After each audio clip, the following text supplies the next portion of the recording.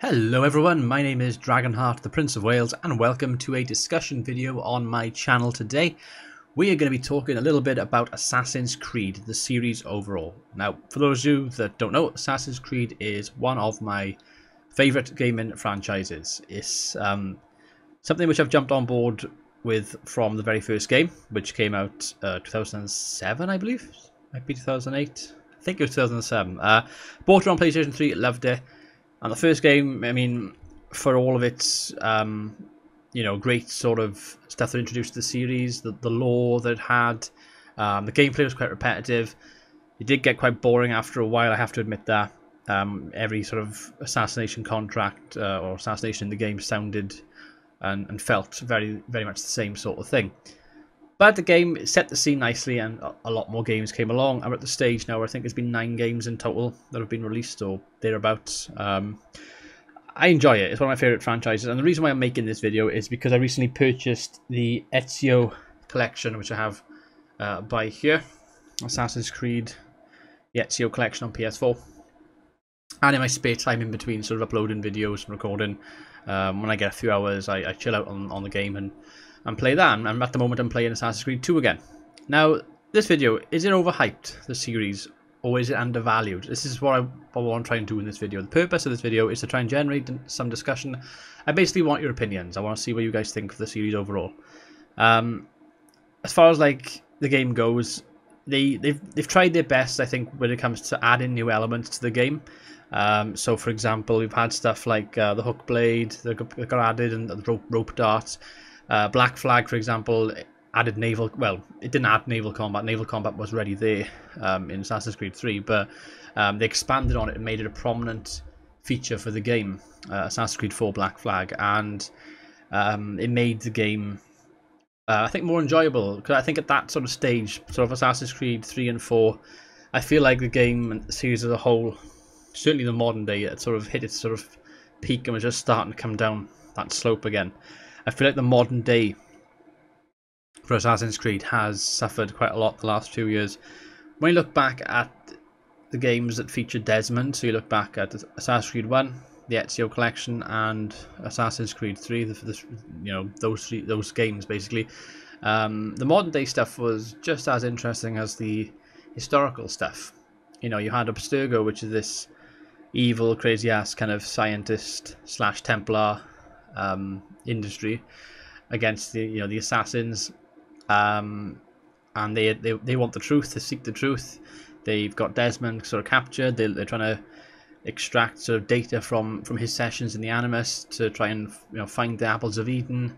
And Desmond's basically a prisoner. Then he gets broken up by Lucy. Lucy turns out to be a double agent, and it just goes on and on and on.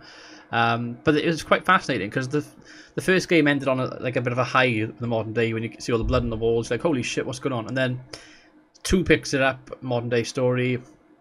You want to find out what's going on, then you sort of discover later on that that's the blood from Subject 16. He's trying to warn you, and it's like, oh, what's Subject 16? Who's Subject 16? Then you learn from sort of Revelations, and you sort of meet Clay Kasmerick, and you find more information out. And it was interesting. There was a lot of different sort of story strands going on.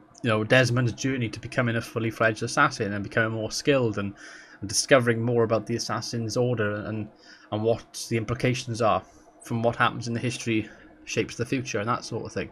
I feel like Assassin's Creed lost its way once Desmond died. I feel like killing Desmond probably was the right thing to do.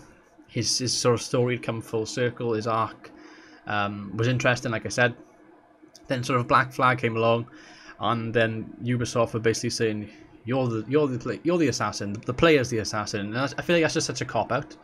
It's all well and good playing first person and stuff. I don't mind that, but at least give us a backstory, give us something to work with. And they didn't, and I just felt really flat with the modern day stuff.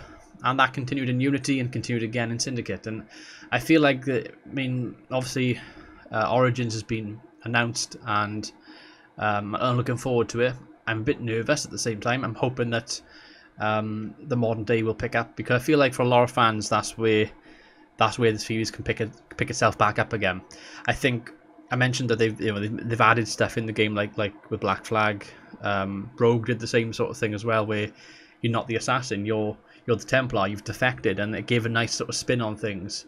But at the same time, these changes are just papering over the cracks. If you look at Assassin's Creed Syndicate and Unity, the last two entries in the series, both on the next gen, on the current generation of consoles, and then you look back to Assassin's Creed sort of 1 and Assassin's Creed 2, the gameplay hasn't changed that lot in nearly 10 years, and that's quite shocking for a sort of game series. You sort of move with the times and you try your best to change things. I mean, yeah, they've changed quite a lot of stuff. Graphics, graphically speaking, I'm playing the remastered versions of 2, and I'm seeing a big difference when I go to play Syndicate. I'm like, whoa, you can see the jump in quality, But apart from that, they haven't changed an awful lot, and I think that's the problem. And it's I think this is not so much an Assassin's Creed problem, but more of a Ubisoft problem as a whole. You play sort of Far Cry, for example, Far Cry 4, I love Far Cry 4, but you have the same sort of thing. The map is surrounded by loads and loads of icons when you load it up. To be fair, there's loads of stuff to do, don't get me wrong. There's loads of stuff to do in these Ubisoft games. And the same with Assassin's Creed. But there's only so many assassin contracts you can do before it starts getting repetitive. There's only so many viewpoints you can climb before you start getting bored. Once you've done it the first few times, when you're a new player to the series, it's great. You hear the music going, and you've got that sort of echo, and then the camera does a sort of 360 going around you, showing the beautiful landscapes of the cities that they've designed. It's really good. It's really good. But when you've got like Assassin's Creed 2 has got 73 viewpoints, I've done about 38. I'm bored now. I'm about halfway through the game in my current playthrough, and I'm like, I'm only doing it because I want to try and max out everything. I'm basically going for the 100% completion this time. I didn't do it the first time I played the game.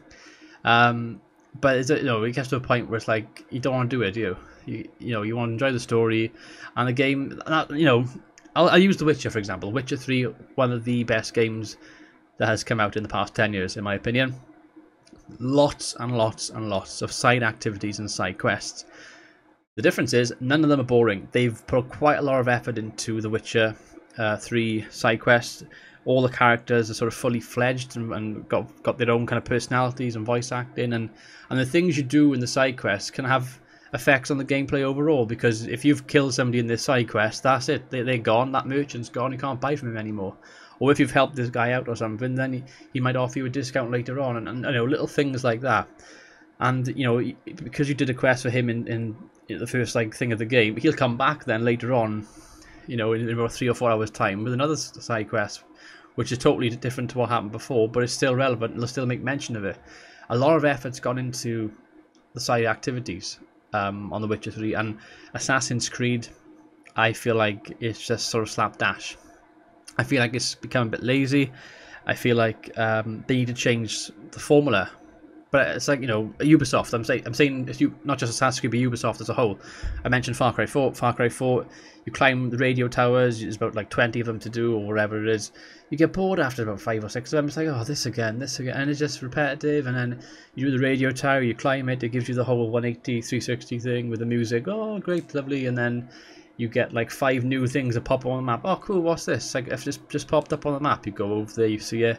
Oh, it's another one of these missions again. Oh, it's another race mission. Oh, change it to do something different. Try and mix it up a bit. So they are sort of my concerns at the moment. I feel like they've tried. Okay, I feel like they've tried in some aspects with different devices, like I mentioned, changing some of the elements of the gameplay. Story-wise is a big one for me, and I feel like they are dropping the ball with the story.